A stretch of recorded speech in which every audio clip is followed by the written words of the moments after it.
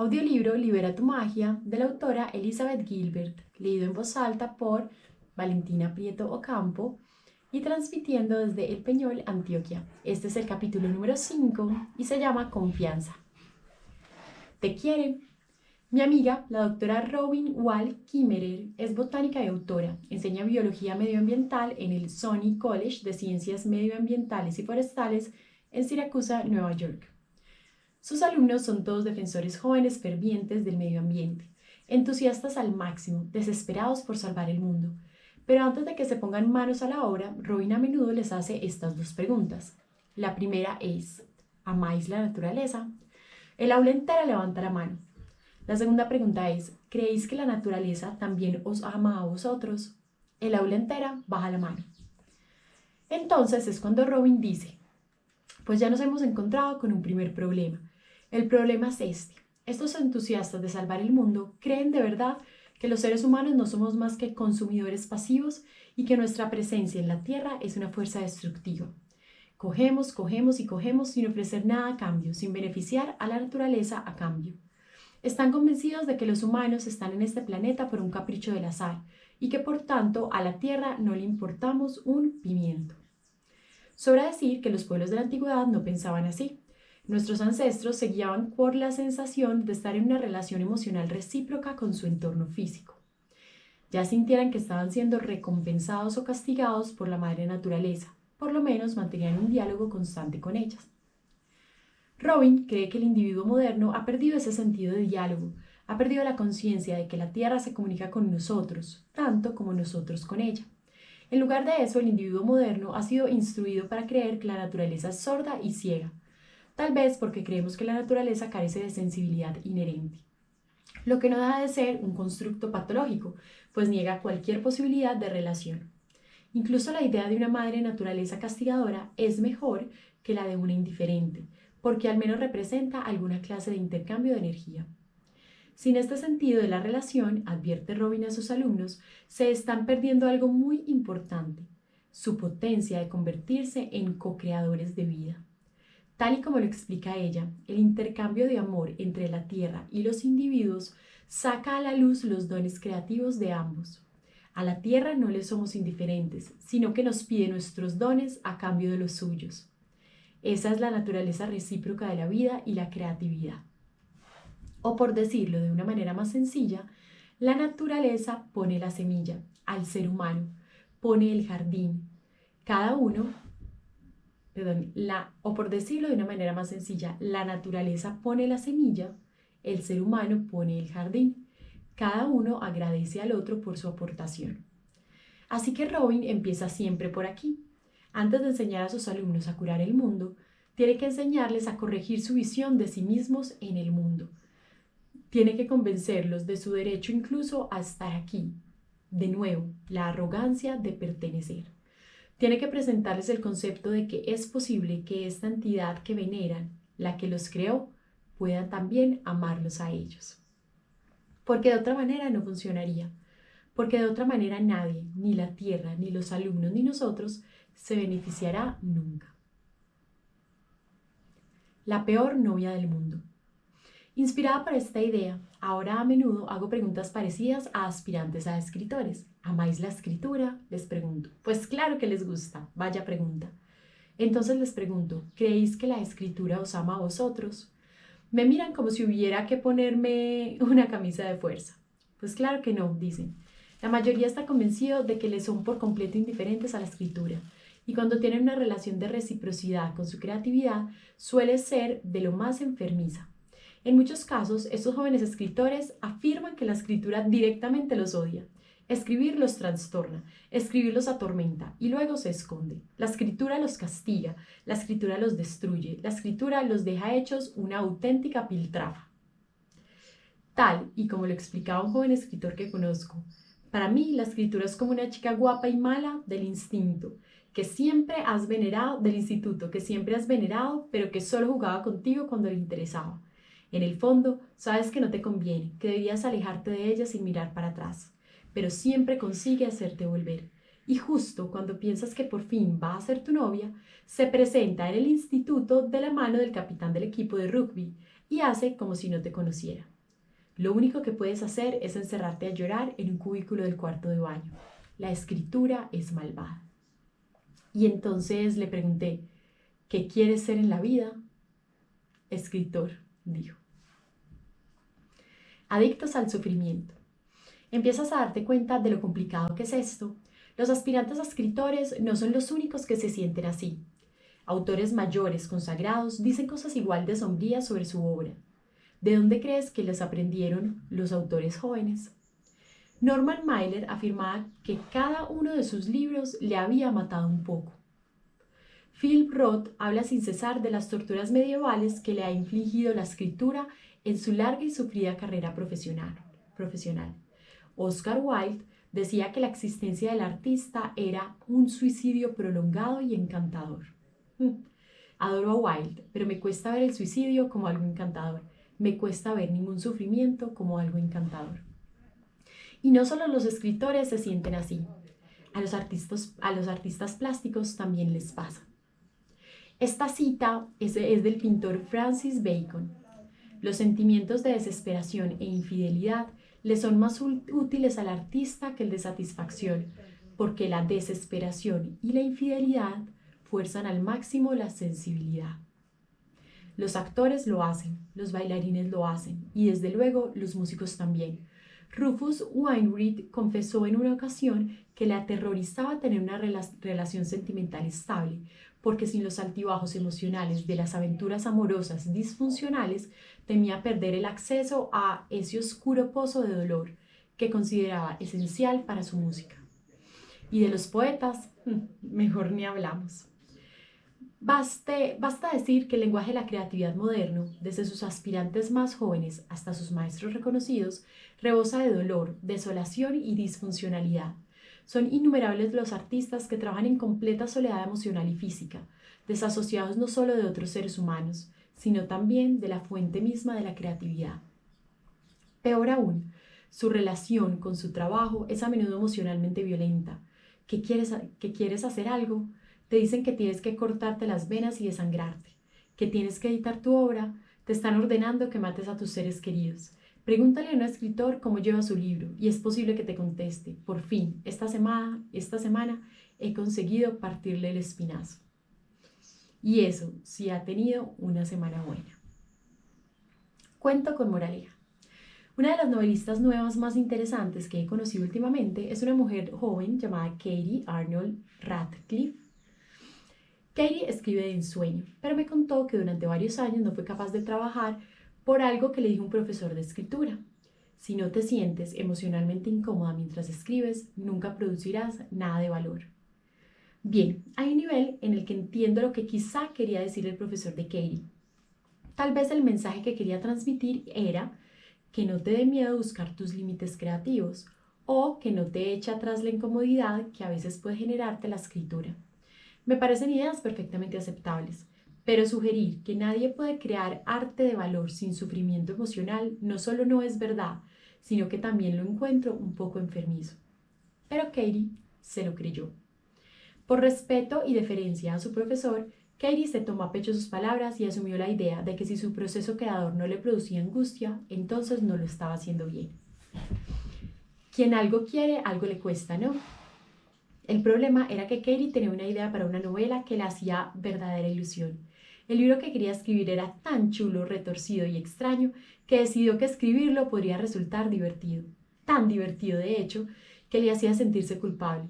Porque si extraía placer de escribir una cosa, entonces no podía tener ningún valor artístico, ¿verdad?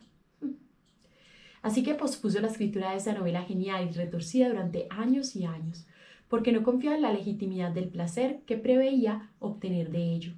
Con el tiempo, me agrada decir, superó ese obstáculo mental y escribió su libro. Y no resultó necesariamente fácil de escribir, pero se la pasó de maravilla. Y sí, es un gran libro. Qué pena, no obstante, haber perdido todos esos años de inspiración creativa y solo porque creía que su trabajo no le provocaba infelicidad suficiente. Sí, recemos para que todo el mundo pueda disfrutar de su vocación. Enseñar el dolor. Por desgracia, la historia de Katie no es algo fuera de lo común. Son demasiadas las personas creativas a las que se ha enseñado a desconfiar del placer y a tener solo fe en el sufrimiento. Demasiados artistas siguen creyendo que la angustia es la única experiencia emocional auténtica. Esta idea tan sombría podía haberla sacado de cualquier parte. Es una creencia extendida aquí en el mundo occidental, resultado del poderoso legado emocional del sacrificio cristiano y el romanticismo alemán que conceden excesiva credibilidad a los méritos del sufrimiento. No confiar en nada excepto en el sufrimiento es un camino peligroso. Sin embargo, para empezar, el sufrimiento tiene una fama de haber matado a artistas. Pero incluso cuando no los mata, la adicción al dolor a menudo puede causar a los artistas un trastorno mental tan grave que dejan de trabajar por completo. Mi imán de nevera favorito pone: ya he sufrido bastante. ¿Cuándo voy a empezar a ser mejor artista? Tal vez a ti también te hayan enseñado a confiar en la oscuridad. Tal vez incluso quienes te enseñaron sobre la oscuridad fueron personas creativas a las que querías y admirabas. Por lo menos a mí me pasó. Cuando estaba en el instituto, un escritor de literatura al que adoraba me dijo una vez: tienes talento para escribir, Liz. Por desgracia nunca tendrás éxito, porque no has sufrido bastante en esta vida. ¡Qué cosa más retorcida! En primer lugar, ¿qué sabe un hombre de mediana edad de los sufrimientos de un adolescente? Era muy probable que yo hubiera sufrido más aquel día durante la comida que él en toda su vida. Pero más allá de eso, ¿desde cuándo es la creatividad un concurso de sufrimiento? Yo había admirado a aquel profesor. Imagina que me tomo en serio sus palabras y me embarco en una búsqueda de autentificación del sufrimiento, al más puro estilo Lord Byron. Gracias a Dios no lo hice. Mis instintos me empujaron en dirección contraria, hacia la luz, hacia el juego, hacia una relación más confiada con la creatividad. Pero yo tuve suerte. Otros emprenden esa sombría cruzada y en ocasiones de manera deliberada.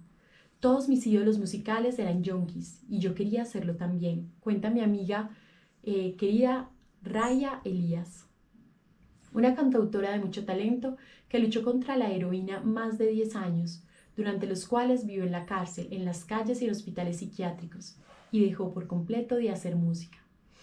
Raya no es la única artista que confundió autodestrucción con compromiso serio con la creatividad.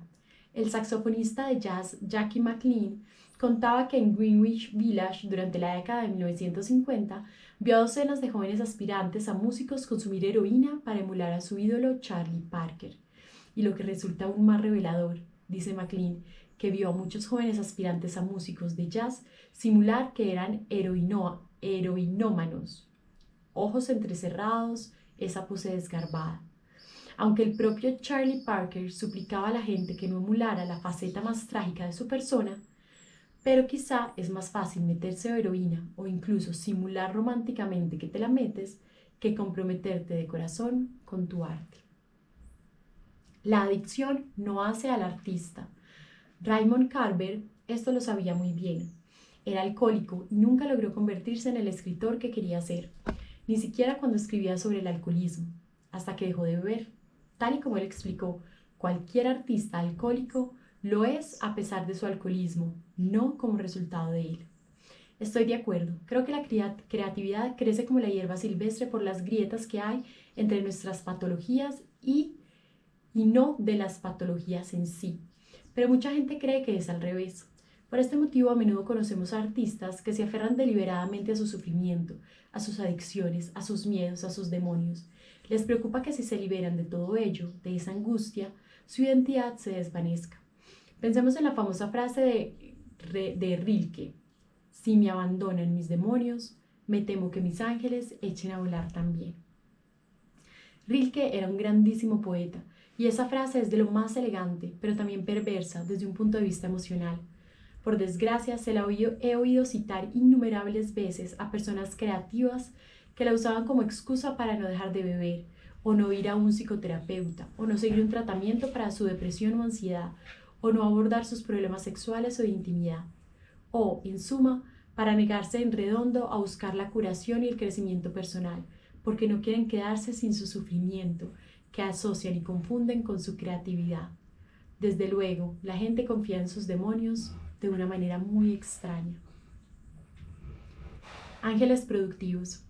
Llegados a este punto, quiero dejar algo muy claro. No niego la realidad del sufrimiento, ni el tuyo, ni el mío, ni el de la humanidad en general.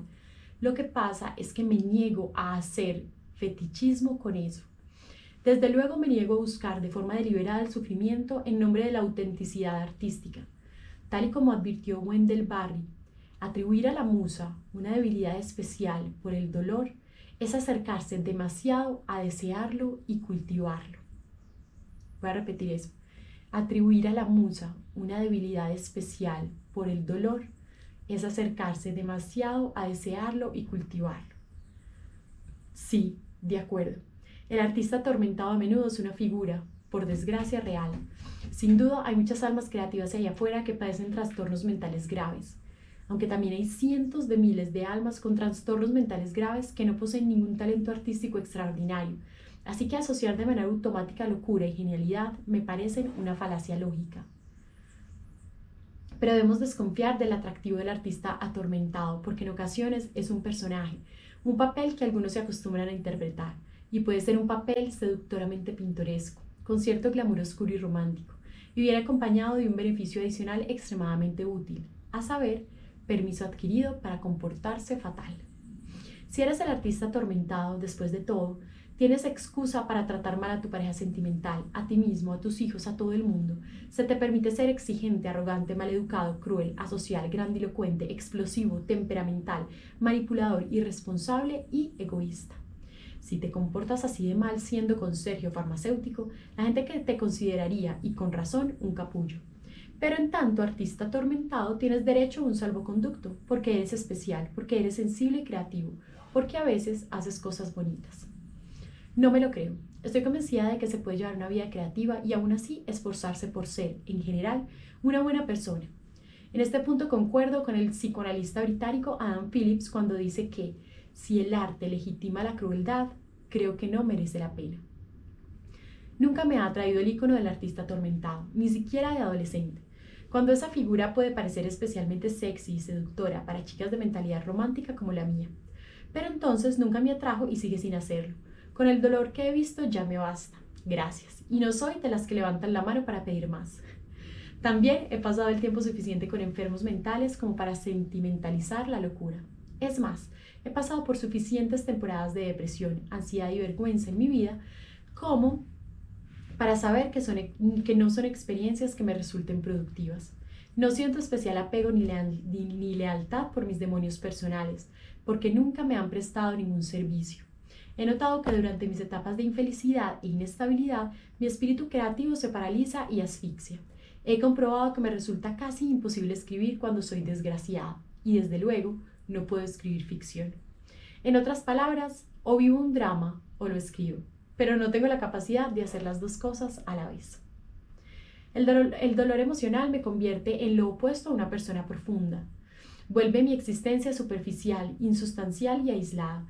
Mi sufrimiento coge todo ese universo emocionante, gigantesco, y lo reduce hasta dejarlo del tamaño de mi infeliz cabeza. Cuando mis demonios personales se hacen con el poder, noto como mis ángeles creativos se retiran. Observan mi lucha desde una distancia prudencial, pero se preocupan. También se impacientan y es casi como si dijeran: señora, por favor, sobrepóngase, todavía tenemos mucho trabajo por hacer. Mi deseo de trabajar, mi deseo de comprometerme con mi creatividad de la manera más íntima y libre posible es mi primer incentivo personal para combatir el dolor por todos los medios que sean necesarios y para diseñarme una vida lo más cuerda y sana posible. Pero eso es solo porque he elegido confiar, lo que sencillamente equivale a amar, el amor por encima del sufrimiento, siempre. Elegir en qué confiar. Si eliges el camino contrario, sin embargo, si eliges confiar en el sufrimiento por encima del amor, ten en cuenta que estás construyendo tu casa en campo de batalla. Y si hay tanta gente que aborda su proceso creador como si fuera una zona de guerra, ¿por qué nos extraña que haya tantas y tan graves pérdidas, tanta desesperación, tanta oscuridad? ¿Y a qué coste? Ni siquiera ahora voy a intentar nombrar a todos los artistas, poetas, bailarines, compositores, actores y músicos que se suicidaron el siglo pasado, o que murieron antes de tiempo de la más lenta de las tácticas suicidas, el alcoholismo. ¿Quieren cifras? Las encontrarás en internet, pero créeme, los resultados de la búsqueda son de lo más desoladores. Estos prodigios malogrados fueron infelices por infinita variedad de razones. Desde luego, aunque estoy dispuesta a apostar que todos, al menos durante un momento floreciente de sus vidas, amaron su trabajo. Y sin embargo, si le preguntamos a una de esas almas talentosas y atormentadas si creyeron alguna vez que su trabajo los amaba a ellos, sospecho que habían dicho que no. ¿Y por qué no? Esa es mi pregunta, que me parece razonable. ¿Por qué no va a quererte tu creatividad? Acudió a ti, ¿no es cierto? Se acercó, se metió dentro de ti poco a poco, pidiendo tu permiso y tu dedicación. Te llenó del deseo de hacer y crear cosas interesantes. La creatividad quería mantener una relación contigo. Debe de haber alguna razón para ello, ¿no? ¿De verdad crees que la creatividad se tomó la molestia de abrirse paso hasta tu conciencia solo porque quería matarte? Eso ni siquiera tiene sentido. ¿Cómo va a beneficiar la creatividad? ¿Cómo se va a beneficiar la creatividad de un acuerdo así? Cuando muere Dylan Thomas se acabaron los poemas de Dylan Thomas. Ese canal se ha silenciado para siempre. No concibo un universo en el que la creatividad pueda buscar un resultado así. Lo que creo es que la creatividad preferiría, con mucho, un mundo en el que Dylan Thomas hubiera seguido vivo y productivo durante los años que le hubiera correspondido de forma natural. Dylan Thomas y mil más, claro. Hay en el mundo un agujero producido por todo lo que esas personas dejaron de crear. Es más, hay un agujero en nosotros, producido por la pérdida de su obra, y no concibo que eso se deba a la divina providencia. Porque piénsenlo, si lo único que busca una idea es manifestarse, ¿por qué iba esa idea a querer hacerte daño cuando tú eres el único capaz de sacarla adelante? La naturaleza proporciona la semilla, el hombre pone el jardín, cada uno le agradece al otro por su aportación. Es posible entonces que la creatividad no nos esté jodiendo, sino que seamos nosotros quienes estemos jodiendo a la creatividad. Obstinada alegría. De lo único que estoy segura es de que toda mi vida ha estado determinada por mi temprana decisión de rechazar el culto al martirio artístico y en lugar de ello confiar en la descabellada idea de que mi trabajo me quiere a mí tanto como yo lo quiero a él, de que quiere jugar conmigo tanto como yo quiero jugar con él y de que esta fuente de amor y juego es infinita.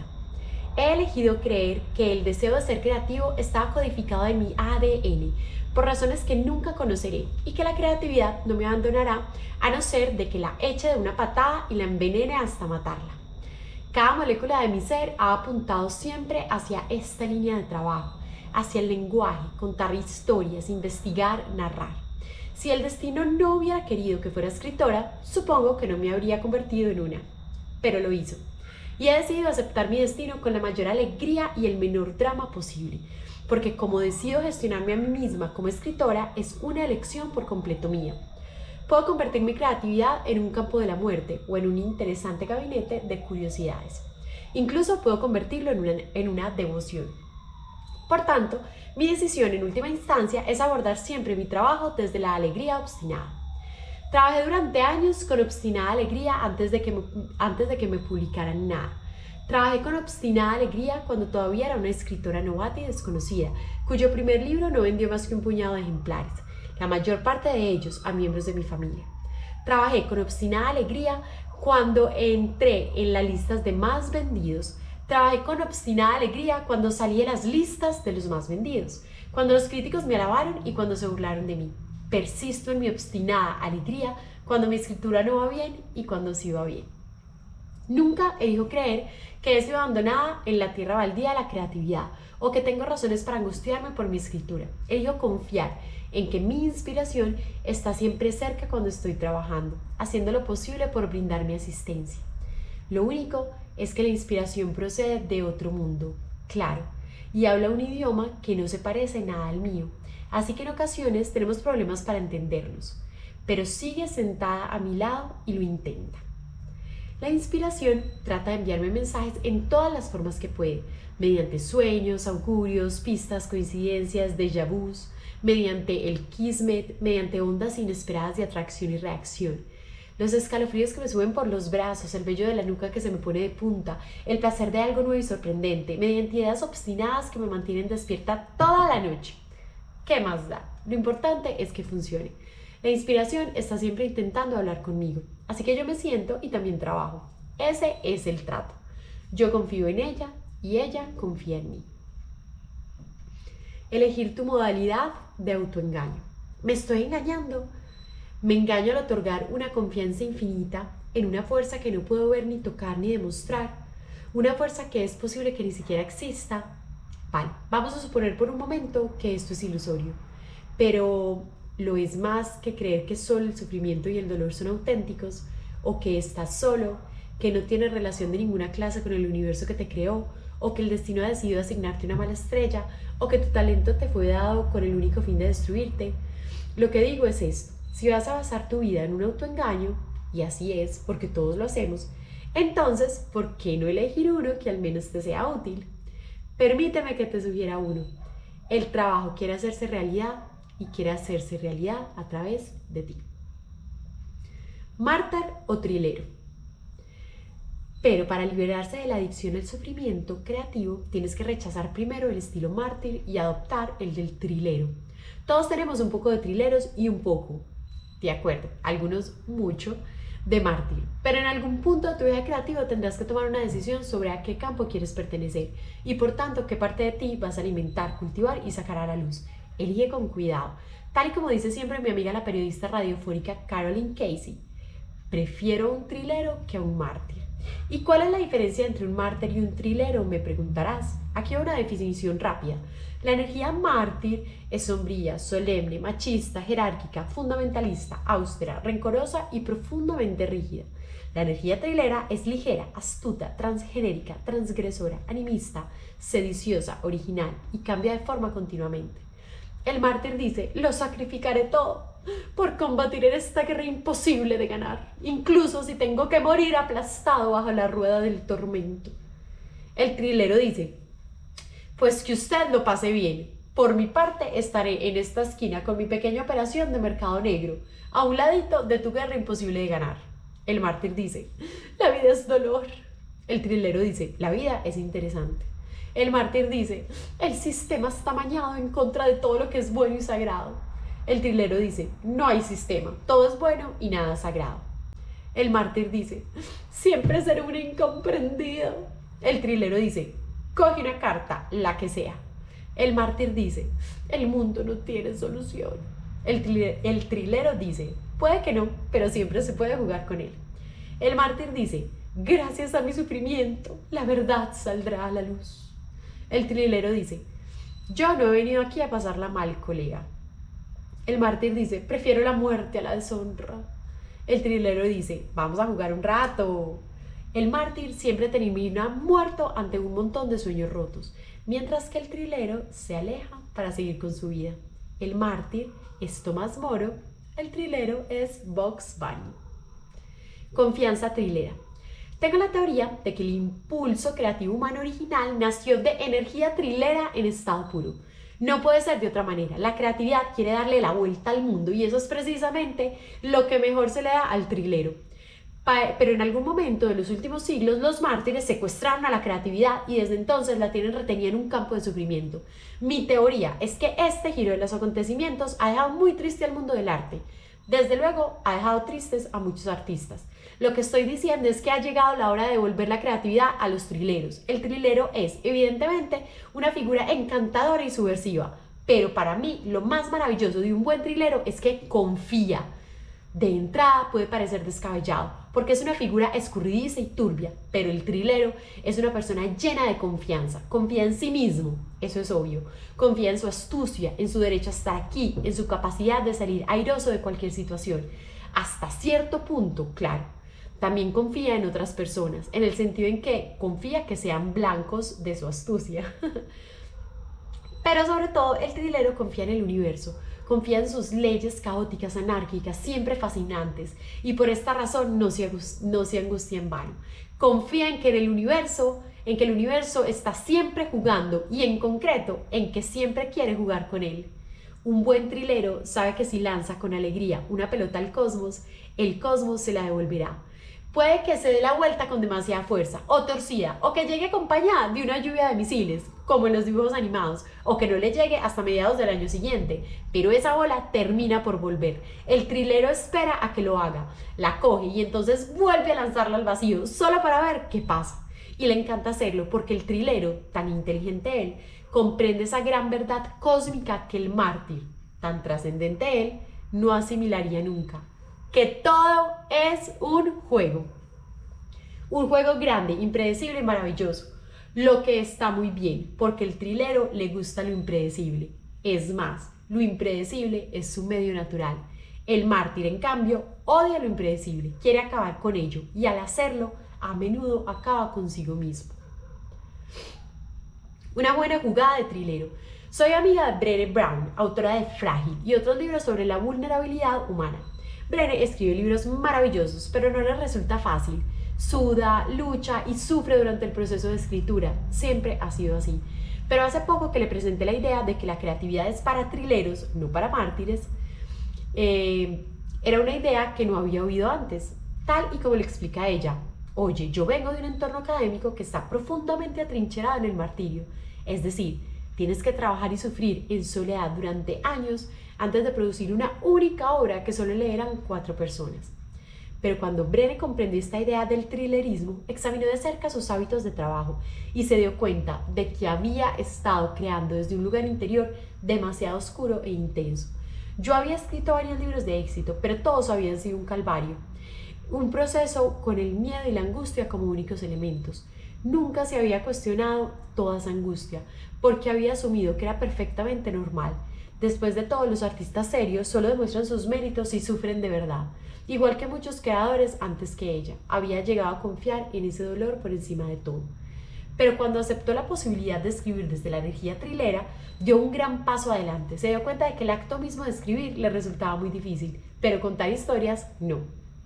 Brené es una contadora de historias cautivadora y le encanta hablar en público. Es una tejana de 4ª generación que sabe hilar un relato con facilidad pasmosa. Sabía que cuando expresaba sus ideas en voz alta fluían como un río, pero cuando intentaba ponerlas por escrito se le atragantaban. Entonces se le ocurrió cómo engañarlas. Para su último libro probó un método distinto, una estrategia trilera súper astuta y de primera calidad. Reclutó a 2 colegas de su confianza para que la acompañaran a su casa en la playa en Galveston y le ayudaran a terminar el libro, que tenía un plazo de entrega de lo más ajustado. Les pidió que se sentaran en el sofá y tomaran apuntes detallados mientras ella les contaba historias sobre el tema de que trataba su libro. Después de cada historia, cogía los apuntes, se iba a otra habitación, cerraba la puerta y escribía palabra por palabra lo que acaba de contar a sus colegas, mientras éstas esperaban pacientemente en el cuarto de estar. Así consiguió Brené plasmar en papel el tono natural de su forma de hablar, de manera muy parecida a como la poeta Ruth Stone se las arregló para capturar los poemas que fluían a través de ella. Luego volvían al cuarto de estar y leían en voz alta lo que acababa de escribir. Sus colegas le ayudaban a desarrollar aún más la narración, pidiéndole que se explayara con nuevas anécdotas e historias mientras volvían a tomar notas. Luego Brené cogía sus notas y las transcribía. Y así, haciéndole un thriller a su acto de contar historias, Brené descubrió cómo ponerle el cascabel al gato. El proceso estuvo lleno de risas y situaciones absurdas. Después de todo, eran 3 amigas solas en una casa en la playa. Hubo sesiones de comer tacos y visitas al golfo. La pasaron bomba. Este panorama es lo opuesto a la imagen estereotipada del artista atormentado, sufriendo en silencio con su buhardilla. Pero como me dice Brené, eso se acabó. No volveré a escribir sobre las relaciones humanas mientras sufro en soledad. Y el truco funcionó como un amuleto. Nunca había escrito más rápido, ni mejor, ni con tanta confianza. Ojo que no estaba escribiendo un libro humorístico. Un proceso desenfadado no tiene por qué dar como resultado un producto desenfadado. Después de todo, Brené es una respetada socióloga especializada en la culpa. Su libro trataba sobre vulnerabilidad, fracaso, ansiedad, desesperación y resiliencia emocional, ganada a base de esfuerzo. Cuando salió, era todo lo profundo y serio que tenía que ser. La diferencia es que se lo pasó bien escribiéndolo, porque por fin descubrió cómo jugar con el sistema. Y al hacerlo, tuvo por fin acceso a su generosa fuente de gran magia. Así es como trabaja un trilero, con naturalidad, mucha naturalidad. ¡Anímate! Mi primer relato lo publiqué en 1993 en la revista Esquire. Se titulaba Pilgrims, Peregrinos. Trataba de una mujer que trabajaba en un rancho de Wyoming y estaba basado en mi experiencia como joven que había trabajado en un rancho de Wyoming. Como de costumbre, envié el relato a un montón de revistas. Como de costumbre, todas la rechazaron, todas menos una. Un editor ayudante joven de Esquire llamado Tony Freund Sacó mi relato de la pila de manuscritos no solicitados y se lo llevó al editor jefe, llamado Terry McDonnell. Tony sospechaba que su jefe podría gustarle la historia porque sabía que siempre le había fascinado el oeste americano. Y sí, a Terry le gustó Pilgrims y lo compró, y yo tuve mi primera oportunidad como escritora. Fue una oportunidad única. El cuento se programó para el número de Esquire de noviembre, con Michael Jordan en la portada. Un mes antes de que el número se fuera a imprenta, sin embargo, Tony me llamó para decirme que había un problema. Un anunciante de Los Gordos había retirado su publicidad y como resultado, la revista tendría que salir con menos páginas de las pensadas para aquel mes. Habría que sacrificar cosas, estaban buscando voluntarios. Me dieron a elegir. Podría o reducir mi relato en un 30% para que cupieran el número de noviembre, ahora de menos páginas, o retirarlo y confiar en que saliera intacto en un número futuro. No sé qué aconsejarte, me dijo Tony. Entenderé completamente que no quieras mutilar tu trabajo así. Creo que si lo amputas, el relato sufrirá. Así que igual es mejor que esperemos unos meses y lo publiquemos íntegro. Pero también tengo que advertirte que el mundo de las revistas es muy impredecible. Puede ser conveniente subirse al tren cuando se puede. Si vacilas ahora, es posible que tu cuento no llegue a publicarse. Terry puede decidir que ya no le interesa o quién sabe, puede irse de Esquire a otra revista y entonces no tendrás valedor. Así que no sé qué decirte. Decide tú. ¿Tienes idea de lo que significa cortar el 30% de un relato de 10 páginas? Había trabajado 1 año y medio en ese cuento, pero cuando llegó a Esquire era como un granito pulido. Estaba convencida de que no había en él una sola palabra superflua. Es más, sentía que Pilgrims era lo mejor que había escrito jamás, y por lo que sabía, era posible que no volviera a escribir así de bien. Era algo de infinito valor para mí, sangre de mi sangre. No sabía ni siquiera si la historia tendría sentido si la amputaba como me pedían. Pero por encima de todo, mi dignidad de artista se sentía ofendida por la simple idea de mutilar el mejor trabajo de mi vida, porque una compañía de coches había retirado su publicidad en una revista para hombres. ¿Qué pasaba con la integridad, con el honor, con el orgullo? Si los artistas no defienden esos estándares de incorruptibilidad en este mundo malvado, entonces ¿quién lo hará? Aunque por otra parte, ¿qué coño? Seamos sinceros, no estábamos hablando de la Carta Magna, solo de un relato sobre una vaquera y su novio. Cogí un lápiz rojo y le metí tijera a conciencia. La devastación inicial que los cortes produjeron en la historia fue tremenda. Había dejado de tener significado o lógica. Era una escabechina literaria. Pero ahí es cuando las cosas se ponen interesantes. Mientras examinaba aquel desaguisado, se me ocurrió que podía ser un reto creativo fantástico. ¿Sería capaz de hacer que funcionara? Empecé a saturar la historia de forma que tuviera sentido. Mientras juntaba y cosía frases, me di cuenta de que los cortes habían alterado por completo el tono de la historia, pero no necesariamente para mal. La nueva versión no era ni mejor ni peor que la antigua, solo muy distinta, más enjunta y fuerte, austera de una manera atractiva. Este tipo de escritura nunca se había salido de manera natural. Hasta entonces no había sabido que era capaz de escribir así, y esta revelación bastó para intrigarme. Era como uno de esos sueños en que descubres una habitación en tu casa que no conocías y tienes la liberadora sensación de que tu vida tiene más posibilidades de las que pensabas. Me asombró descubrir que podía jugar de esa manera tan despiadada con mi obra, desgarrarla, cortarla, volverla a unir y que aún así sobreviviera, quizá incluso mejorara dentro de sus nuevos parámetros. Lo que produces no tiene por qué ser siempre sagrado, me di cuenta, solo porque tú crees que lo es. Lo que sí es sagrado es el tiempo que dedicas a trabajar en el proyecto, de manera en que ese tiempo expande tu imaginación y la manera en que esa imaginación expandida te cambia la vida. Cuanto mayor sea la naturalidad con que pases ese tiempo, más luminosa será tu existencia. No es tu hijo. Cuando las personas hablan de su trabajo creativo, a menudo se refieren a él como su hijo, que es lo contrario de tomarse las cosas con naturalidad. Tengo una amiga que una semana antes de que saliera su novela me dijo: me siento como si mandara a mi hijo al colegio en autobús por primera vez y tengo miedo de que los abusones se metan con él. Truman Capote lo expresó de manera aún más descarnada: terminar un libro es como sacar a un niño del patio y pegarle un tiro. Chicos, por favor, no confundáis vuestro trabajo creativo con un niño, ¿de acuerdo? Esta manera de pensar no os causará más que un intenso dolor psicológico. Estoy hablando muy en serio, porque si de verdad crees que tu trabajo es tu hijo, entonces algún día te será difícil cortarle un 30%, algo que es muy probable que tengas que hacer. Tampoco podrás soportarlo si alguien critica o corrige a tu hijo, o te sugiere que lo cambies por completo, o incluso intenta ponerlo en venta.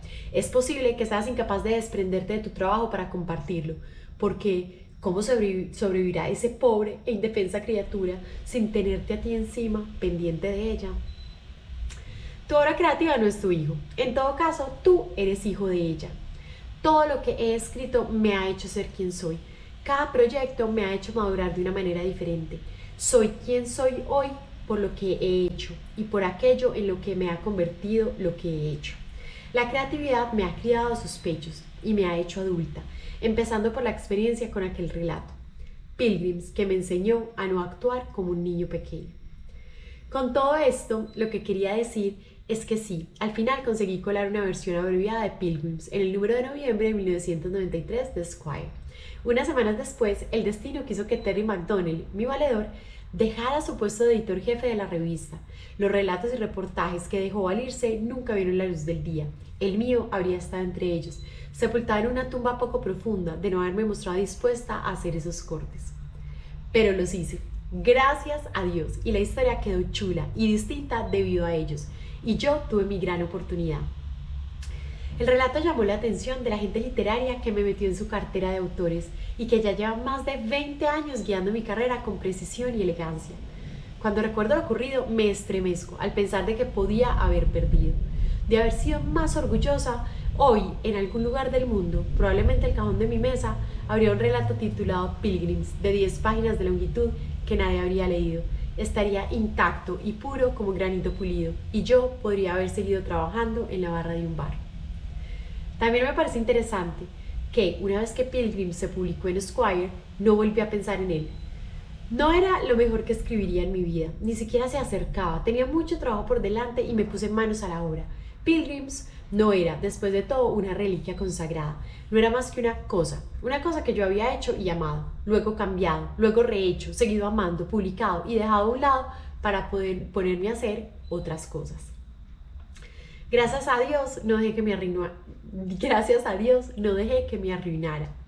Eso habría sido un acto de martirio autodestructivo, decidir que mi obra era inolvidable y defender su santidad hasta la muerte.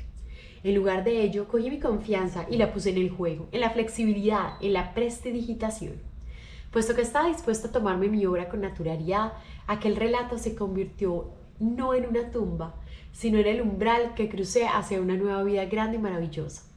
Lo que te quiero decir con esto es, ojo con tu dignidad, no siempre es buena compañera.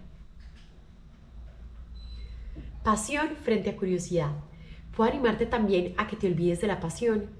Tal vez te sorprenda oír esto de mí, pero en cierto modo estoy en contra de la pasión, o al menos estoy en contra de predicar la pasión. No creo en decirle a la gente, basta con que te dediques a lo que te apasiona y todo te irá bien. Creo que en ocasiones esta sugerencia puede ser inútil y cruel incluso.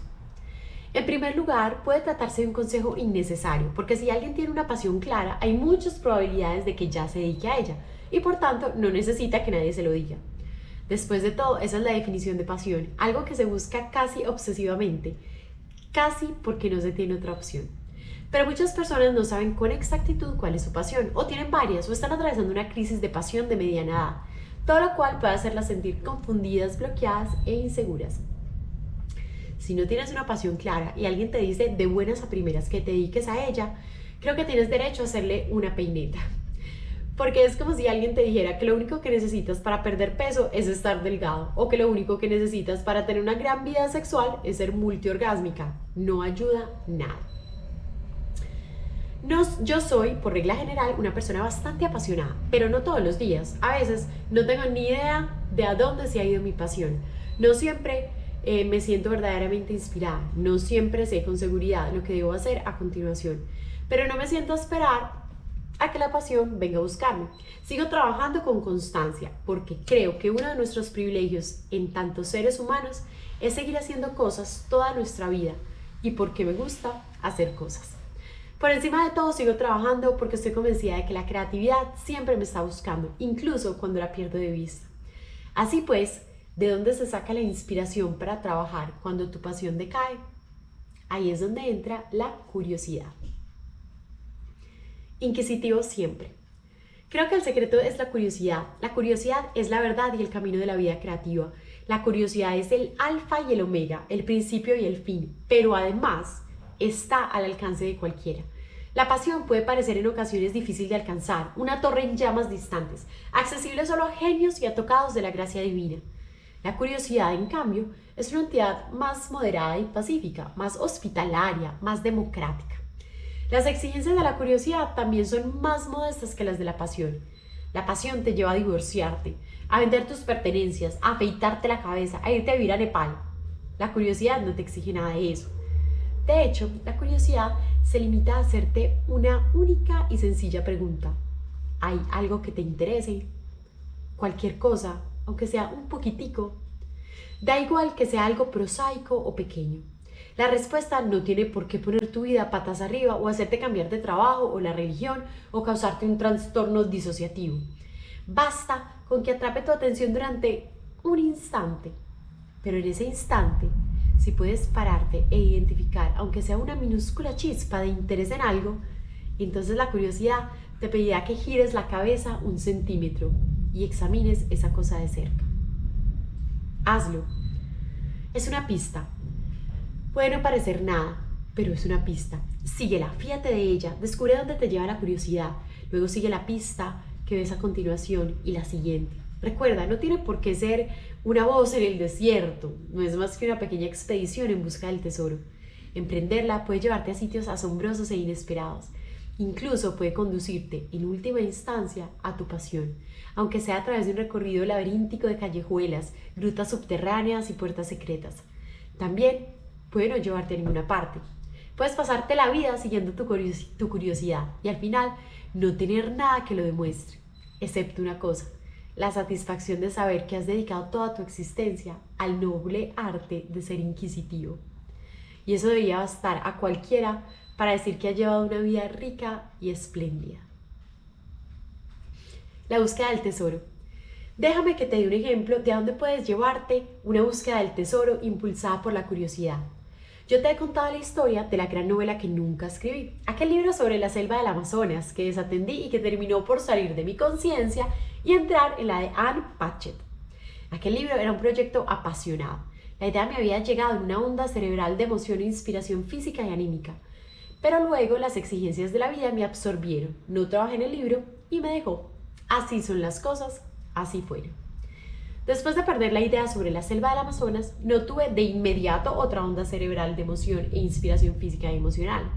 Seguí esperando a que llegara la gran idea y seguí anunciando al universo que estaba preparada para ella, pero no llegó ninguna.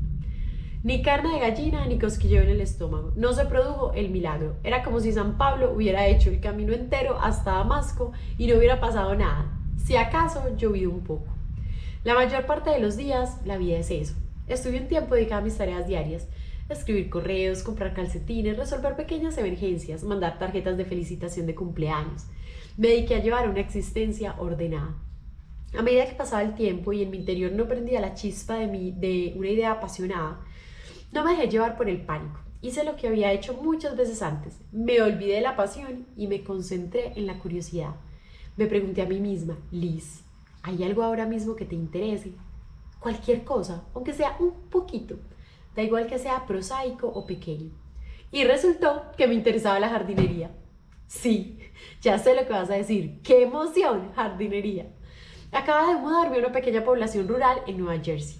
Había comprado una casa vieja que venía con un bonito patio trasero y ahora me apetecía hacer un jardín en ese patio. El impulso me sorprendió. Yo había crecido con jardín, un jardín enorme del que mi madre se había ocupado con eficacia, pero nunca me había interesado demasiado. Como buena niña perezosa, me había esforzado mucho por no aprender nada sobre jardinería, a pesar de todos los esfuerzos de mi madre por enseñarme. No había sido nunca una criatura de la tierra. De niña no me gustaba la vida de campo. Las faenas de la granja me resultaban aburridas, complicadas y pegajosas. Y de adulto nunca la había buscado. Precisamente la aversión al trabajo duro que trae consigo la vida rural es lo que me había llevado a Nueva York y la razón por la que me había hecho tan viajera, porque no quería ser en absoluto granjera. pero ahora me había mudado a una población más pequeña, incluso que aquella en la que había crecido y quería un jardín. Entiéndeme, no es que lo quisiera desesperadamente, no. Estaba dispuesta a morir no estaba dispuesta a morir por un jardín ni nada parecido. Solo pensaría que estaría bien tener uno. Curioso. El antojo era lo bastante pequeño como para ignorarlo. Casi no tenía pulso, pero no lo ignoré. En lugar de ello, seguí aquella pequeña pista de curiosidad y planté más cosas. Mientras lo hacía me di cuenta de que sabía más de jardinería de lo que había creído. Al parecer, de niña había aprendido por accidente algunas cosas de mi madre, a pesar de mis muchos esfuerzos de no hacerlo. Descubrir esos conocimientos latentes resultó una gran satisfacción. Recuperé recuerdos de infancia. Pensé más en mi madre, en mi abuela, en la larga estirpe de mujeres de mi familia que trabajaron la tierra. Fue bonito. A medida que avanzaba la estación, me di cuenta de que veía mi jardín con otros ojos. Lo que cultivaba yo no se parecía al jardín de mi madre, sino que empezaba a parecer al mío propio. Por ejemplo, a diferencia de mi madre, una maestra del cultivo de hortalizas, a mí no me interesaba tener una huerta, más bien anhelaba las flores más llamativas y de colores más brillantes que fuera posible encontrar. También descubrí que no quería limitarme a cultivar las plantas, también quería aprender cosas de ellas. Más concretamente, quería saber de dónde venían. Esos lirios barbudos que adornaban mi jardín, por ejemplo, ¿qué origen tenían? Hice un minuto exacto de investigación en internet y me enteré de que no eran autóctonos de Nueva Jersey, de hecho tenían su origen en Siria. Fue un descubrimiento bastante chulo. Luego seguí investigando.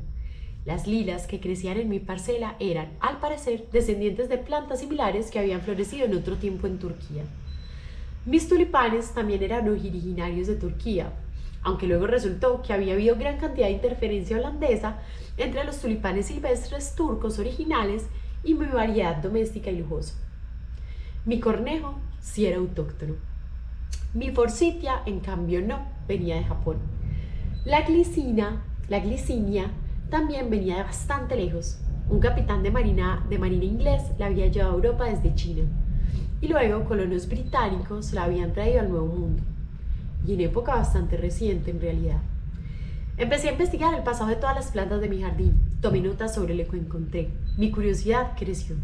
Me di cuenta de que lo que me intrigaba no era tanto el jardín en sí, como la historia botánica que había detrás de él. Una fábula salvaje y poco conocida de comercio, aventura e intriga global. Eso podía ser un libro, ¿no? Igual, sí. Seguí el rastro de mi curiosidad. Decidí confiar en pleno en mi fascinación. Elegí creer que todos aquellos detalles me interesaban por una buena razón. En consecuencia, empecé a ver presagios, coincidencias por todas partes, todos relacionados con mi nuevo interés por la historia botánica. Me topaba con los libros adecuados, las personas adecuadas, las oportunidades adecuadas. Resultó que el experto cuyo asesoramiento necesitaba para enterarme de la historia del musgo vivía solo unos minutos de la casa de mi abuelo, en el norte del estado. Un libro de 200 años de antigüedad que había heredado de mi bisabuelo contenía la llave que había estado buscando, un personaje histórico vívido, digno de novelarse. Lo tenía todo delante de mi nariz y empecé a volverme un poco loca. Mi búsqueda de más información sobre exploraciones botánicas terminó por llevarme por todo el planeta, desde mi jardín trasero de Nueva Jersey hasta las bibliotecas de horticultura en Inglaterra, desde las bibliotecas de horticultura en Inglaterra hasta los jardines botánicos medievales de Holanda, de los jardines botánicos medievales de Holanda a las cuevas recubiertas de musgo de la Polinesia francesa. 3 años de documentación, viajes e investigación después, por fin me senté a escribir La firma de todas las cosas, una novela sobre una familia de botánicos exploradores en el siglo XIX. Era una novela que no vi venir. Había empezado casi como si nada. No me lancé al libro con furioso ardor. Me acerqué a él centímetro a centímetro, pista a pista. Pero para cuando abandoné mi búsqueda del tesoro y empecé a escribir, la pasión por las expediciones botánicas del siglo XIX me consumía. 3 años antes ni siquiera había oído hablar de las expediciones botánicas del siglo XIX. Lo único que quería era hacer un modesto jardín detrás de mi casa. Y ahora estaba escribiendo una novela larguísima sobre plantas, ciencia, evolución, abolición, amor y pérdida, y el viaje de una mujer hacia la trascendencia intelectual. Así que funcionó, pero funcionó porque dije sí a cada pequeña pista de la curiosidad que detecté a mi alrededor. Y eso, que lo sepas, también es gran magia. Es gran magia a una escala más pequeña, más lenta, pero no te confundas, sigue siendo gran magia. Tiene que ver con decir sí. Qué interesante. Los creadores que más me inspiran, por tanto, no son por fuerza los más apasionados, sino los más curiosos. La curiosidad es lo que te mantiene trabajando de manera continua mientras emociones más fuertes vienen y van. Me gusta que Joyce Carol Oates escriba una novela nueva cada 3 minutos y sobre tal variedad de temas, porque parece que le fascinan muchas cosas.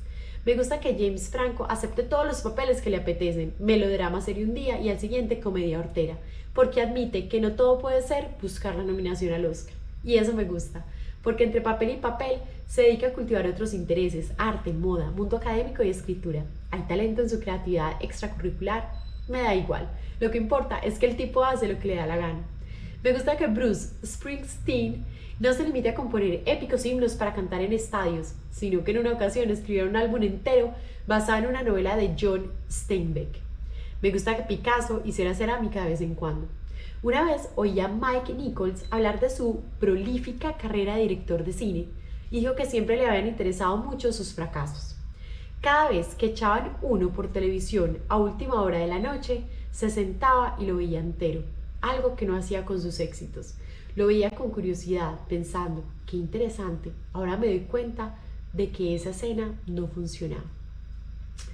Ni vergüenza ni desesperación, solo la sensación de que es todo muy interesante. En plan, ¿no es extraño cómo a veces las cosas salen bien y otras no? A veces creo que lo que separa una vida creativa atormentada de otra apacible no es más que la diferencia que existe entre las palabras horroroso e interesante. Después de todo, los resultados interesantes no son más que resultados horrorosos, pero sin dramas. Creo que mucha gente renuncia a llevar una existencia creativa porque le da miedo la palabra interesante. Mi profesora de meditación preferida, Pema Chodron, dijo una vez que el principal problema que detectan las prácticas de meditación de sus alumnos es que abandonan en cuanto las cosas se ponen interesantes. Lo que equivale a decir que abandonan en cuanto las cosas dejan de ser fáciles, en cuanto se vuelven dolorosas o aburridas o perturbadoras. Abandonan en cuanto ven algo en sus mentes que les asusta o les hace daño. Así que se pierden la buena parte, la parte más transformadora, la parte en que superas las dificultades y descubres un universo nuevo, puro e inesperado en tu interior. Y puede que ocurra lo mismo con todos los aspectos importantes de tu vida. Sea lo que cultives, sea lo que busques, lo que estés creando, cuídate de abandonar antes de tiempo. Tal y como advierte mi amigo el pastor Rob Bell, no pases corriendo por las experiencias y circunstancias que mayor capacidad tienen de transformarte. No pierdas el valor en el momento en que las cosas dejan de ser fáciles o gratificantes, porque ese es el momento en que empieza lo interesante. Fantasmas hambrientos. Fracasarás. Es un asco y odio decirlo, pero es cierto. Asumirás riesgos creativos y a menudo no saldrán bien. Una vez tiré a la basura un libro terminado porque no funcionaba. Lo escribí hasta el final, pero la verdad es que no funcionaba. Así que terminé tirándolo. No sé por qué no funcionaba. ¿Cómo voy a saberlo? ¿Qué soy? ¿Forense de libros? No tengo un certificado que explique la causa de función. No funcionaba y punto. Cuando fracaso me pongo triste, me decepciono. La decepción puede hacerme sentir asqueada conmigo misma y hosca con los demás. Pero a estas alturas de mi vida he aprendido a sortear mis desilusiones sin hundirme demasiado en espirales autodestructivas de vergüenzas, rabia o inercia. Eso se debe a que a estas alturas de mi vida he conseguido comprender qué parte de mí es la que sufre cada vez que fracaso. No es más que mi ego. Es así de fácil. A ver, en líneas generales yo no tengo nada contra los egos. Todos tenemos uno, algunos incluso dos. Igual que necesitamos el miedo para la supervivencia humana elemental, el ego nos proporciona los contornos fundamentales del yo. Te ayuda a proclamar tu individualidad, a definir tus deseos, entender tus preferencias y defender tus límites. Dicho en pocas palabras, el ego es lo que nos hace ser quienes somos. Sin él, no seríamos más que una masa amorfa. Por tanto, tal y como recomienda la socióloga y autora Marta Beck respecto al ego, no salgas de casa sin él. Pero tampoco dejes que se haga con todo el protagonismo o echar a perder el espectáculo. Tu ego es un buen criado y un pésimo amo, porque lo único que busca son recompensas y más recompensas. Y puesto que toda recompensa es siempre poca, siempre estará decepcionado. Si no se controla, esa clase de decepción te pudrirá de adentro afuera. Un ego inmanejable es lo que los budistas llaman un fantasma hambriento, aullando permanentemente de necesidad y avaricia. Todos llevamos dentro una versión u otra de esa hambre. Todos tenemos esta presencia lunática que nunca está satisfecha con nada, alojada en lo más profundo de nuestro ser. Yo la tengo, tú la tienes, todos lo tenemos, porque a mí lo que me salva es decirme, sé que no soy solo ego, también soy un alma, y sé que mi alma le importa un comino la recompensa y el fracaso. Mi alma no se guía por sueños de gloria o miedo a las críticas. Mi alma ni siquiera tiene un lenguaje con el que expresar tales ideas. Mi alma, cuando le hago caso, es una guía de comportamiento mucho más rica y fascinante de lo que nunca será mi ego, porque busca una sola cosa, el prodigio. Y puesto que la creatividad es el camino que más eficaz me resulta para llegar a ese prodigio, en ella me refugio, y ella alimenta mi alma y apacigua el fantasma hambriento, salvándome así de la faceta más peligrosa de mí misma. Así que cada vez que la vocecilla chillona de la insatisfacción asoma en mi interior, puedo decir, mi ego, ahí estás, viejo amigo. Es lo mismo que cuando me critican y me doy cuenta de que estoy reaccionando con ira, con dolor o poniéndome a la defensiva. No es más que mi ego encendiéndose y poniendo a prueba su poder. En circunstancias así he aprendido a observar de cerca mis acaloradas emociones, pero trato de no tomármelas demasiado en serio, porque sé que no es más que mi ego, que busca vergüenza o llevarse el premio gordo. Es mi ego el que quiere empezar una guerra en Twitter contra alguien que me insulta, o enfurruñarse por un insulto, o salir de la habitación indignado y cargado de razón porque ha conseguido lo que quería. En momentos así siempre puedo hacer que las aguas vuelvan a su cauce recurriendo a mi alma. Le pregunto, ¿y tú? ¿Qué es lo que quieres, cariño mío? La respuesta es siempre la misma. Más prodigio, por favor. Siempre siga en esa dirección, hacia lo prodigioso. Sé que siempre estaré bien con mi alma, que es lo que cuenta, y puesto que la creatividad sigue siendo la manera más eficaz que tengo de llegar a lo prodigioso, la elijo a ella. Elijo bloquear el ruido y las distracciones externos e internos y volver una y otra vez a la creatividad, porque sin esa fuente de prodigios sé que estoy perdida. Sin ella erraré por siempre en un estado de insondable insatisfacción. No seré más que un fantasma que aúlla atrapado en un cuerpo hecho de carne que se deteriora poco a poco. Y eso me temo que no me sirve. Haz otra cosa. Cuando te quitas de encima la sensación de fracaso y vergüenza para seguir llevando una vida creativa, en primer lugar, perdónate. Si has hecho algo y no ha funcionado, déjalo estar. Recuerda que no eres más que un principiante, incluso si llevas 50 años cultivando tu oficio creativo. Aquí todos somos principiantes y principiantes moriremos. Así que déjalo estar, olvídate de tu último proyecto y sal a buscar el siguiente con una mentalidad abierta. Cuando era redactora de la revista GQ, mi editor jefe, Art Cooper, leyó un artículo en el que yo llevaba trabajando 5 meses, un extenso reportaje de viaje sobre políticos serbios que, por cierto, le había costado una pequeña fortuna a la revista. Y una hora más tarde vino a verme con una respuesta. No es bueno y nunca lo será.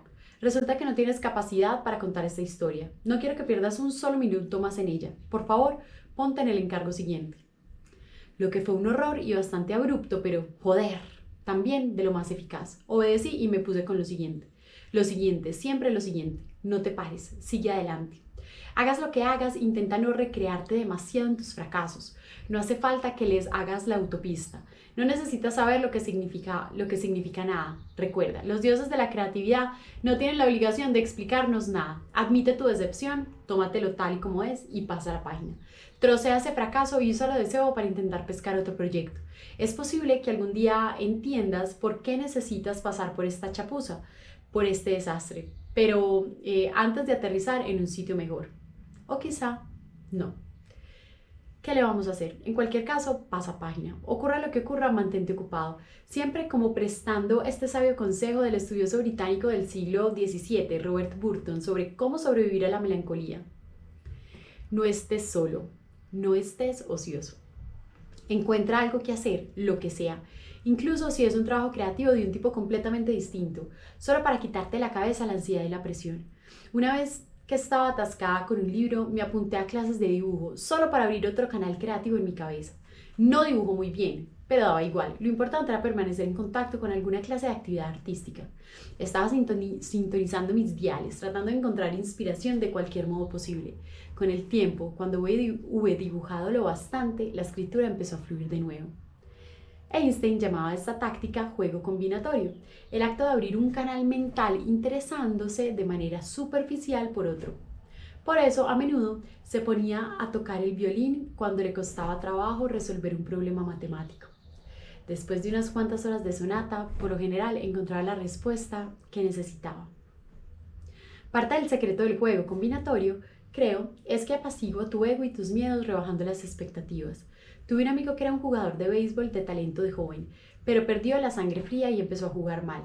Así que dejó el béisbol y durante un año se dedicó a jugar el fútbol. No era el mejor futbolista, pero le gustaba, y cuando fracasaba no le afectaba tanto porque su ego sabía la verdad. Oye, nunca he dicho que jugar a esto fuera lo mío. Lo único que importaba era que estaba haciendo algo físico para volver a encontrarse a gusto en su piel, para sacarse de sí mismo de su cabeza y recuperar cierta neutralidad corporal. En cualquier caso, lo pasaba bien. Después de un año de dar patadas a un balón para divertirse, volvió al béisbol y comprobó que jugaba de nuevo mejor y con más naturalidad que nunca. En otras palabras, si no puedes hacer lo que te gusta, haz otra cosa. Saca al perro a pasear, recoge toda la basura que te encuentres por la calle, saca otra vez al perro, haz un pastel de melocotón, pinta guijarros con esmalte de uñas brillante y apílalos. Puede parecerte que estás procrastinando, pero si tu propósito es el correcto, no es así. Es movimiento. Y cualquier movimiento es mejor que la inercia, porque a la inspiración siempre le atrae el movimiento. Así que mueve los brazos, fabrica algo, haz algo, cualquier cosa. Despierta tu atención con alguna clase de acción creativa y sobre todo, ten confianza en que si logras causar la suficiente conmoción positiva, con el tiempo la inspiración terminará por volver a ti. Pinta la bicicleta. El escritor, poeta y crítico australiano Clive James tiene una historia maravillosa sobre cómo una vez durante una etapa improductiva especialmente horrorosa consiguió engañarse a sí mismo para volver a trabajar. Después de un espectacular fracaso, una obra de teatro que escribió para representar en Londres, que no solo fue arrasada por la crítica, sino que también arruinó a su familia y le costó varios y queridos amigos, James cayó en un oscuro abismo de depresión y vergüenza. Cuando la obra estuvo fuera del cartel, se dedicó a quedarse sentado en el sofá y mirar la pared, humillado y derrotado, mientras su mujer se las arreglaba para mantener a la familia a flote. No sabía de dónde podía sacar el valor necesario para volver a escribir. Después de una larga etapa de depresión, sin embargo, las hijas de James interrumpieron su duelo con una petición de lo más prosaica. Le pidieron que por favor hiciera algo para que sus viejas y destartaladas bicicletas de segunda mano tuvieran mejor aspecto. James obedeció, con docilidad pero sin ilusión alguna. Se obligó a levantarse del sofá y se puso manos a la obra. Primero pintó con cuidado las bicicletas de sus hijas, de tonos rojo intenso. Luego espolvoreó los radios de las ruedas de plata y las barras del sillín de manera que parecieran postres de barbero. Pero no se conformó con eso. Cuando se secó la pintura, se puso a añadir cientos de estrellitas plateadas y doradas, un campo de constelaciones exquisitamente detalladas, de manera que recubrieran por completo las bicicletas. Las niñas estaban deseando que terminara, pero James descubrió que era incapaz de dejar de pintar estrellas. De 4 puntas, de 6 puntas y luego las rarísimas de 8 puntas y con puntitos periféricos. Le resultaba un trabajo extraordinariamente satisfactorio. Cuando por fin estuvo terminado, sus hijas se marcharon pedaleando en sus bicicletas nuevas y mágicas, encantadas con el resultado, mientras el gran hombre las miraba y se preguntaba qué demonios haría a continuación consigo mismo. Al día siguiente, sus hijos llevaron a casa a una niñita del vecindario que le preguntó al señor James si por favor podía pintarle estrellas en su bicicleta también. James lo hizo, confió en la petición, siguió la pista. Cuando terminó, apareció otra niña, y luego otra y otra. Pronto hubo una fila de niños esperando para que transformaran sus humildes bicicletas en objetos de arte estelares. Y así Fue como uno de los escritores más importantes de su generación, pasó varias semanas en el camino de entrada a su casa pintando miles y miles de estrellas minúsculas en las bicicletas de todos los niños de los alrededores. Ay, qué lindo. Mientras lo hacía, llegó poco a poco a una conclusión. Se dio cuenta de que el fracaso tiene una función. Te preguntas si de verdad quieres seguir haciendo cosas. Para su sorpresa, James se dio cuenta de que la respuesta era sí, quería seguir haciendo cosas. De momento, lo único que quería era pintar unas estrellas muy bonitas en bicicletas infantiles, pero mientras lo hacía, algo iba cicatrizando en su interior. Algo cobraba vida de nuevo. Porque cuando terminó de decorar la última bicicleta, cuando cada estrella de su cosmos personal estuvo pintada en su sitio correspondiente, Clive James pensó por fin, algún día escribiré sobre esto. Y en ese momento fue libre. El fracaso se había ido. Había vuelto el creador, haciendo otra cosa y haciéndola de corazón. Había conseguido sacarse a sí mismo del infierno de inercia y regresar a la gran magia.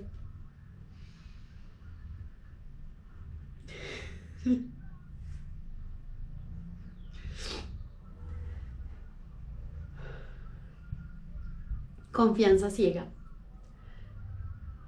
El último y quizá el más importante acto de confianza creativa es sacar tu trabajo ahí afuera una vez que lo has completado. Estoy hablando de una confianza ciega. No del tipo estoy seguro de que va a tener éxito, porque eso no es confianza ciega, sino ingenua. Y lo que estoy pidiendo es que dejes de lado tu ingenuidad por un momento y te atrevas a algo mucho más vigorizante y poderoso. Como he dicho y como sabemos todos en nuestro fuero interno, en la esfera de la creatividad no existe la garantía de éxito, ni para ti, ni para mí, ni para nadie, ni ahora ni nunca. Aún así, ¿estás dispuesto a presentar tu trabajo al mundo? Hace poco hablé con una mujer que me dijo, estoy casi preparada para escribir mi libro, pero me cuesta confiar en que el universo me garantizará el resultado que quiero. ¿Qué podía decirte? Odio ser un aguafiestas, pero es posible que el universo no le garantice el resultado que quiere. Sin duda le brindará alguna clase de resultado. Las personas espirituales incluso dirían que es probable que el universo le brinde el resultado que necesita, pero no el que quiere. La confianza ciega te exige presentar tu obra de todas maneras, porque sabe que el resultado no importa, no puede importar. La confianza ciega te pide que te mantengas fuerte ante esta verdad. Tú vales, querido, con independencia del resultado. Seguirás trabajando con independencia del resultado. Seguirás haciendo partícipe al mundo de tu obra con independencia del resultado. Has nacido para crear con independencia del resultado. Nunca perderás la confianza en el proceso creativo, incluso cuando no entiendas el resultado. Hay una famosa pregunta que surge, al parecer, en todos los libros de autoayuda. ¿Qué harías si supieras que no puedes?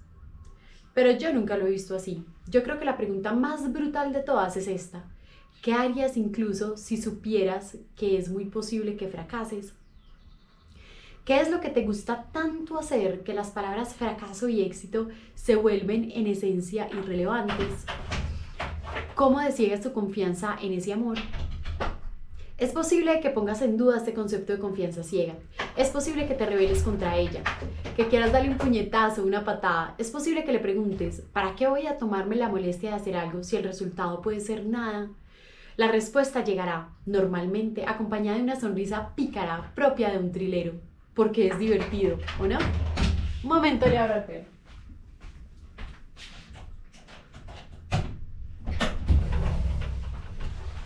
Ya, no respires duro que si no nos escucha. ¿Cómo desciegas tu confianza en ese amor?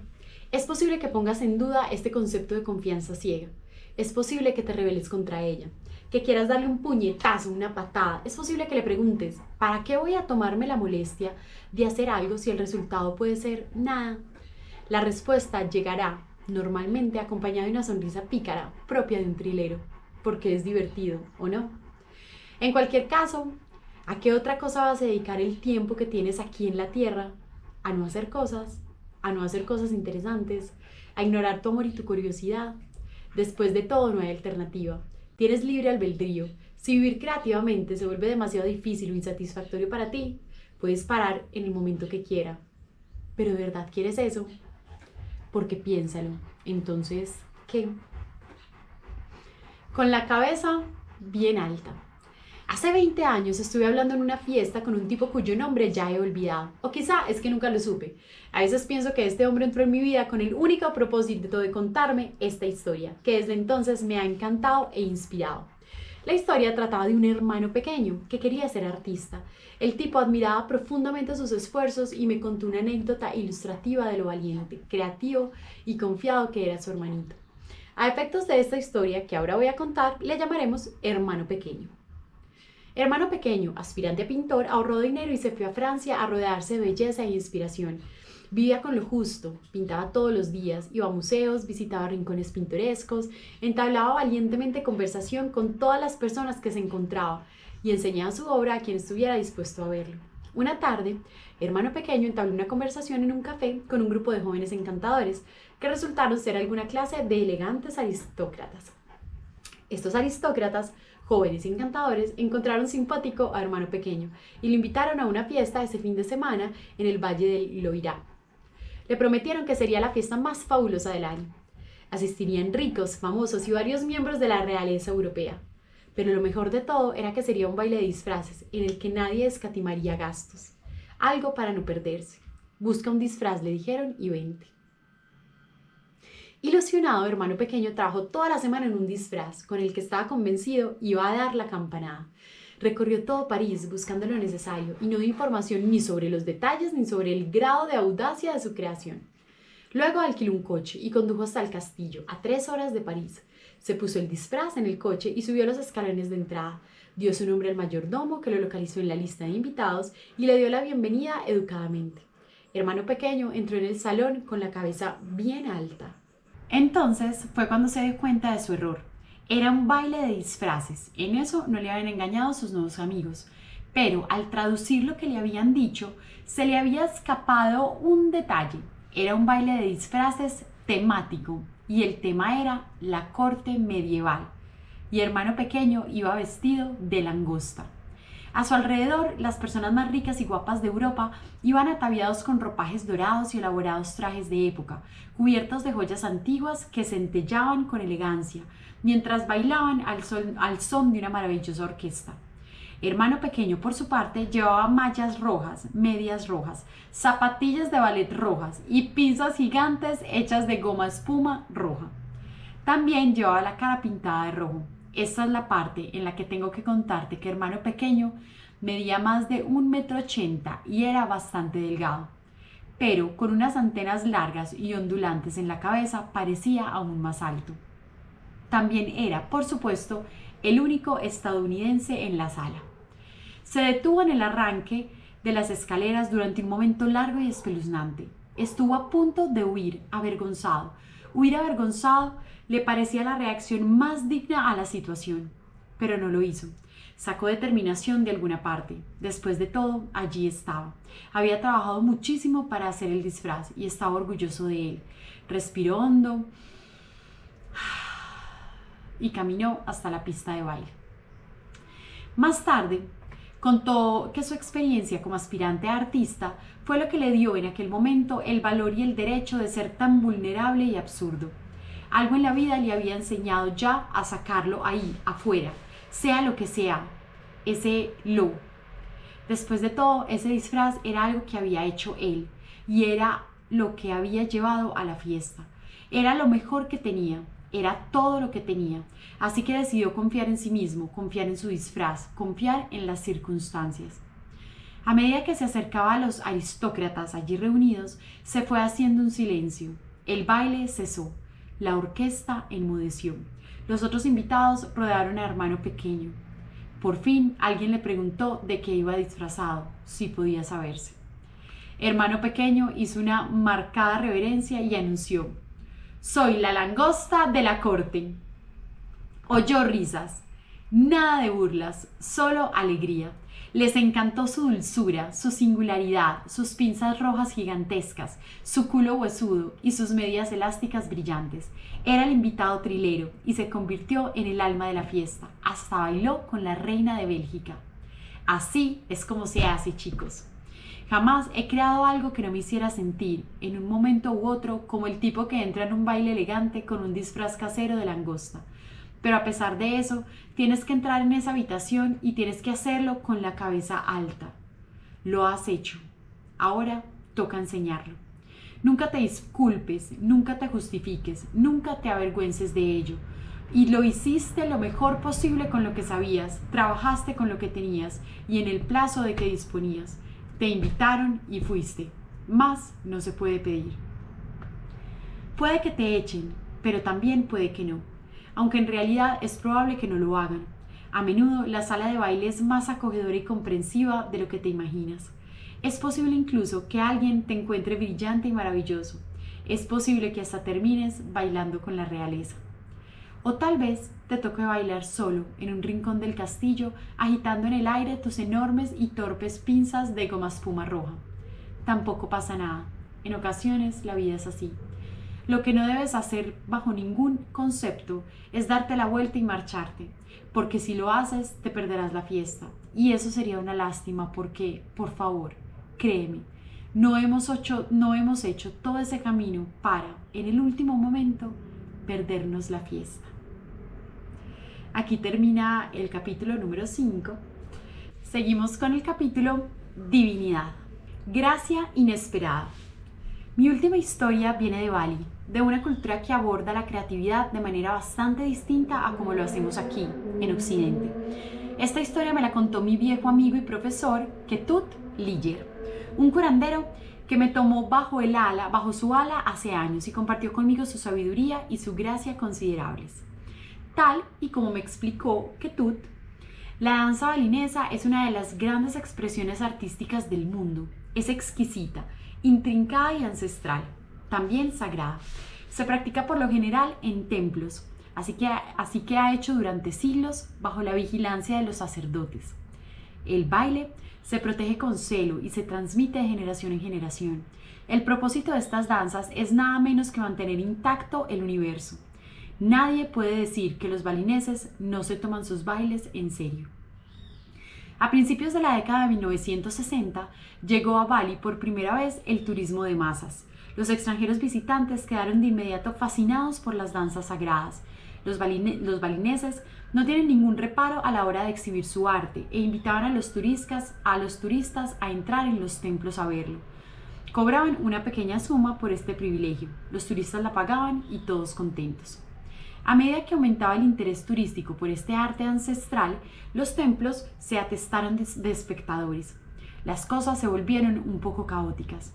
Además, los templos no eran especialmente cómodos, ya que los turistas tenían que sentarse en el suelo con arañas, humedad y cosas así. Entonces, un balinés tuvo la idea genial de llevar el baile a los turistas, en lugar de al revés.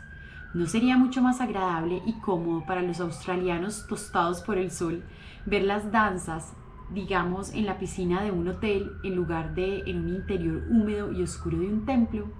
Podrían tomarse un cóctel y disfrutar de verdad del espectáculo. Y los bailarines generarían más dinero porque habría capacidad para más espectadores. Así que los balineses empezaron a interpretar sus danzas sagradas en los hoteles para así atender mejor a las necesidades de los turistas dispuestos a pagar y todos tan contentos. Bueno, todos no. Los visitantes occidentales de elevados principios estaban escandalizados. Aquello era la profanación de algo sublime. Eran danzas sagradas, arte sagrado. No se puede hacer una danza sacra en el suelo profano de un hotel. Y encima por dinero. Era una abominación. Era prostitución espiritual, artística y cultural. Un sacrilegio.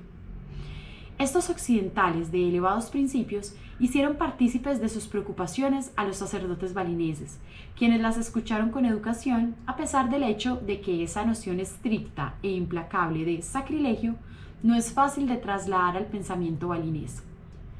Tampoco está tan clara allí la distinción entre sagrado y profano, como en Occidente. Los sacerdotes balineses no entendían muy bien por qué los intelectuales de elevados principios consideraban profanos los hoteles. ¿Es que lo divino no residía allí igual que en cualquier otro lugar? De igual modo, les costaba comprender por qué no debía permitirse a los simpáticos turistas australianos, con sus trajes de baño mojados, ver danzas balinesas mientras se tomaban un Mai Tai. Es que aquellas personas en apariencia agradables y amistosas no se merecían presenciar la belleza. Pero los occidentales de elevados principios estaban decididamente disgustados por el giro de los acontecimientos, y es de sobra sabido que a los balineses no les gusta disgustar a sus visitantes, así que se pusieron a solucionar el problema. Los sacerdotes y los maestros de la danza se reunieron y dieron con una idea inspirada. Una idea inspirada en una ética maravillosa de naturalidad y confianza. Decidieron que invertirían unas cuantas danzas nuevas que no serían sagradas. Decidieron que inventarían unas cuantas danzas nuevas que no serían sagradas y que solo ofrecerían estas danzas con certificado de ausencia de divinidad en los hoteles para turistas. Las danzas sagradas volverían a los templos y se reservarían para las ceremonias religiosas. Y eso fue exactamente lo que hicieron, y con la mayor naturalidad. Además, sin dramas ni traumas. Adaptaron gestos y pasos de las viejas danzas sagradas para crear lo que era, en esencia, un pastiche. Y empezaron a interpretar esas piruetas sin sentido en los hoteles a cambios de dinero. Y todos tan contentos, porque los bailarines bailaban, los turistas se entretenían, los sacerdotes ganaban algo de dinero para los templos. Y lo mejor de todo era que los occidentales de elevados principios ya podían relajarse, porque la distinción entre lo sagrado y lo profano había sido convenientemente restablecida. Todo en su sitio, pues, como debería ser y para siempre. Excepto que no era ni como debía ser ni para siempre, porque nada nunca lo es. La cuestión es que en los años siguientes aquellos bailes nuevos y absurdos se fueron refinando cada vez más. Los chicos y chicas que bailaban se encariñaron con ellos, y al trabajar con una nueva sensación de libertad e innovación fueron transformando las representaciones en algo bastante espectacular. De hecho, las danzas se fueron haciendo trascendentales, en lo que constituye otro ejemplo de sesión espiritista no intencionada. Parecía que aquellos bailarines balineses, a pesar de sus esfuerzos por no ser en absoluto espirituales, estaban convocando sin darse cuenta la gran magia para que bajara desde los cielos. Allí, en la piscina, su intención original había sido solo entretener a los turistas y entretenerse ellos. Pero ahora se topaban con Dios cada noche y todo el mundo se daba cuenta. Podía decirse incluso que las nuevas danzas habían llegado a ser más trascendentales que las antiguas y sagradas. Al percatarse del fenómeno, los sacerdotes balineses tuvieron una idea maravillosa. ¿Por qué no recoger esas danzas falsificadas, llevarlas a los templos, incorporarlas a las religiosas ceremonias ancestrales y usarlas como una forma de plegaria? Y ya puestos, ¿por qué no sustituir algunas de aquellas danzas sagradas viejas y rancias por las nuevas falsificaciones? Así que eso hicieron. Con lo que las danzas sin significado se convirtieron en danzas sagradas, porque las danzas sagradas habían perdido su significado. Y todos tan contentos, a excepción de los occidentales de elevados principios, claro, que ahora estaban hechos un auténtico lío, porque ya no sabían qué era sagrado y qué profano. Se habían desdibujado las fronteras entre lo elevado y lo popular, entre lo leve y lo intenso, entre el bien y el mal, entre ellos y nosotros, entre Dios y la tierra, y tamaña paradoja les estaba haciendo alucinar.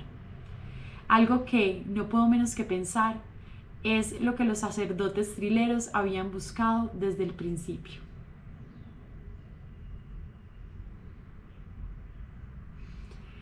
En conclusión, la creatividad es sagrada y al mismo tiempo no lo es. Lo que hacemos importa muchísimo y al mismo tiempo no importa nada. Trabajamos en soledad y nos acompañan espíritus. Estamos aterrorizados y somos valientes. El arte es una tarea abrumadora y un privilegio maravilloso. Solo cuando estamos más dispuestos a divertirnos, puede lo divino instalarse en serio en nosotros. Haz sitio en tu corazón para todas estas paradojas y te lo prometo, podrás hacer lo que te propongas. Así que por favor, tranquilízate y vuelve al trabajo, ¿de acuerdo?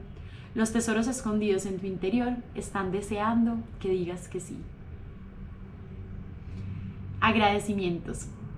Estoy profundamente agradecida a las siguientes personas que con su ayuda, su apoyo y su inspiración: Katie, Arnold Radcliffe, Brené Brown, Charles Buchan, Bill Bardeen, bueno, y muchos nombres. También estoy agradecida a la organización TED Conference por invitarme en 2 ocasiones a subir a su estrado a hablar del espíritu, de fantasía y creatividad. Esas charlas me llevaron a depurar estos conceptos y me alegro de ello. Le doy gracias a ITZY por aceptar este proyecto y por acoger muchos otros. Representas todo aquello de lo que habla este libro. Por último, quiero enviar mi cariño y gratitud a mis maravillosos seguidores de Facebook. Sin vuestras preguntas, ideas y manifestaciones diarias, este libro no existiría. Bueno, llegamos al fin del libro Libera tu magia de Elizabeth Gilbert. Espero les haya encantado. Para mí fue una gran experiencia, fue mi primer audiolibro. Además, me pareció fascinante los conceptos y la sencillez con los que lo trabaja la autora. Entonces cuéntenme también en los comentarios si a ustedes les gustó, si nos animamos a hacer más audiolibros. Gracias por escucharme, porque también así me permiten a mí hablar y expresarme y sentir que encuentro un tesoro escondido en mi interior. Un abrazo y que nos volvamos a ver.